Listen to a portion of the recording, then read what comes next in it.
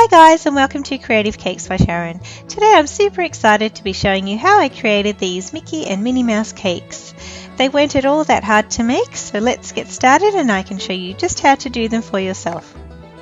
I have here everything I need to make Mickey and Minnie, and you can find a full list of all of the materials used in the description box below. The first thing I need to do is create the shape of their ears. So using two of the cakes, I'm going to cut them in half and then use Mickey's template to cut out his ears. Guys, I'll let you in on a little secret. The first toy I ever owned was a giant Mickey Mouse. In fact, he would have been a lot bigger than me at the time because I was only a few months old. Can you remember your first Mickey Mouse? Now using some buttercream, I'm going to stick the ears and the face to the cake board, add a layer of filling and then pop the top layers on.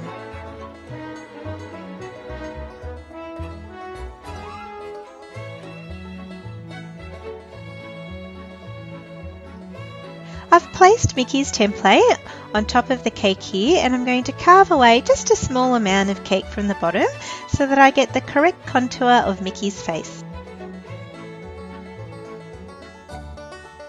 Now once I've done the exact same process for Minnie, I'm going to cover both of the cakes in buttercream frosting and let them sit for about 10 minutes to form a slight crust over the surface. Now using a piece of paper towel, I can place it over the frosting and start to smooth out the buttercream using the heel of my palm. It's time to cover the cakes in fondant now, and here I've rolled out some black fondant, making sure it's large enough to cover the sides once I place it on the cake. Before covering the cake, I need to brush on some simple syrup, as this is going to help the fondant stick to the frosting, kind of like a glue. Then once I carefully place the fondant onto the cake, I can work on smoothing it down the sides.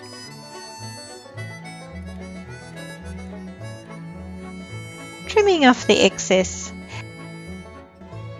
And using my hands to rub over the cake and accentuate all of the curves on Mickey's face. Once both cakes have been covered and are nice and smooth, they're ready to be decorated. Here I've cut out the faces from the templates, and using some skin tone fondant which I've rolled out to about a thickness of 3 mm, I'm going to cut around them.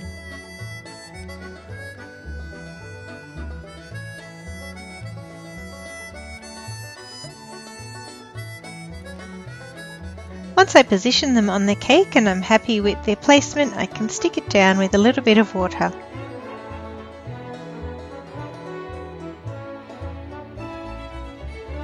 Moving on to the eyes, I've also cut them out of the templates and can now use these pieces to cut the white and black fondant pieces I need for the eyes.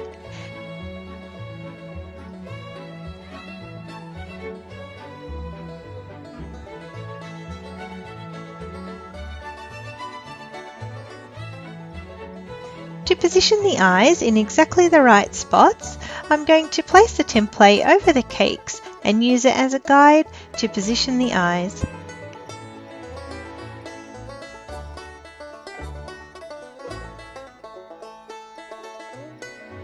For both of their noses, I want them to stand out a little bit, so once I've rolled a nice ball of black fondant, I'm just going to place it over the template and slowly flatten and round out the fondant until the shape matches exactly to the template.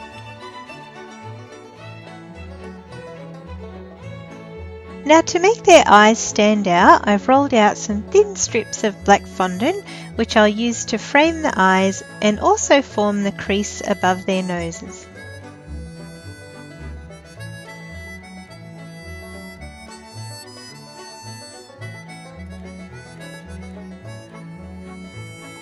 For Mickey and Minnie's mouth, the easiest way to create this I found is by again rolling out thin strips of black fondant and placing them over the template. It's a good idea to let the fondant sit on the template for a few minutes to dry out a little, and it won't take long because it's only a thin piece of fondant. This way it holds its shape. Otherwise, if you place the fondant straight away onto the cake, it's too soft and you could end up with an awkward shaped mouth. So once the fondant has started to harden, I can stick them onto the cake, followed by Minnie's eyelashes.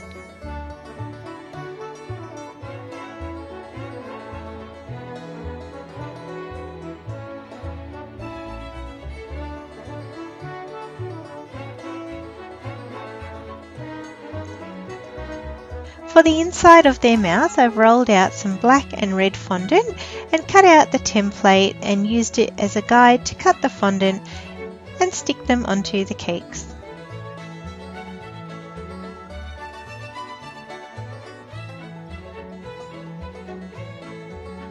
At this point, Mickey is all complete and he looks as handsome as ever, but I still need to add a bow for Minnie. So once again, I'm using the template to get the exact shape of her bow using this pink fondant. If you wanted, you could even create a 3-dimensional bow for Minnie. To make the polka dots, I'm using a straw to cut out some white fondant, and to give her bow that cartoon-like appearance, I'm going to roll some thin strips of black fondant and stick them onto the bow to create the creases. Minnie's bow needs at least an hour or so to really harden and become nice and firm before positioning it onto her head. And here they are, my adorable Mickey and Minnie Mouse cakes. Guys, I've been wanting to make these cakes for a long time now, and I'm so glad I finally got around to doing them. I absolutely love how easy they were to make and how gorgeous looking they turned out.